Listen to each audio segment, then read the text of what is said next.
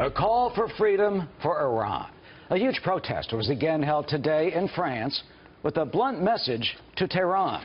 The Iranian resistance rally was called Free Iran, and that was the theme of this annual gathering.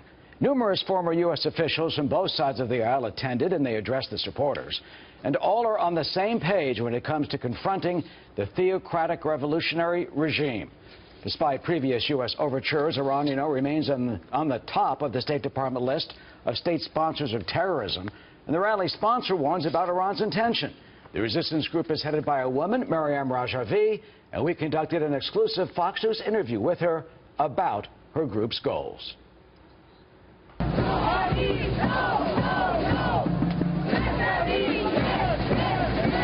As the largest Iranian opposition group, the National Council of Resistance of Iran holds its annual gathering outside Paris. There is new confidence that pressure on the Iran regime could finally lead to change. Reports say the Trump administration is potentially considering a strategy to try and topple the regime, a move the resistance group's leader, Maryam Rajavi, welcomes. The overthrow of this regime, the mullah's regime, is the responsibility of the Iranian people and resistance. Nevertheless, we want the international community to stand with the Iranian people. Rajavi tells Fox News that her group's activists have stepped up their opposition to the government and says a revolution against the theocratic regime could come from within. The Iranian resistance movement is in a new position and on the offensive in its showdown with the regime. Our resistance is an organized movement. The potential for an uprising exists within Iranian society. The Iranian people are discontented. She and others fear Iran's influence in the Middle East could only grow.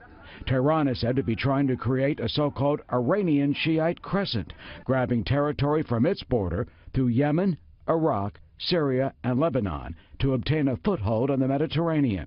Observers say the moves are intended to create a Shiite landmass that could give it a border with Israel. Mrs. Rajavi says the U.S. and its Arab allies need to push back. From the outset, we have rejected this reactionary and bellicose policy and seek amicable relations with the rest of our neighbors to confront this regime. The Islamic Revolutionary Guard Corps must be designated as a foreign terrorist group and evicted from the region. More sanctions need to be imposed on the regime. She is confident the forces of democracy and freedom will eventually prevail. I am optimistic for the people of Iran because the Iranian people reject the religious dictatorship. The Iranian people long for freedom and democracy, equality, and advanced society. Moreover, the Iranian people demand an overthrow of this regime. Well, besides calling for those tougher sanctions against Tehran, Mrs. Rajavi also wants the Iranian officials prosecuted for war crimes.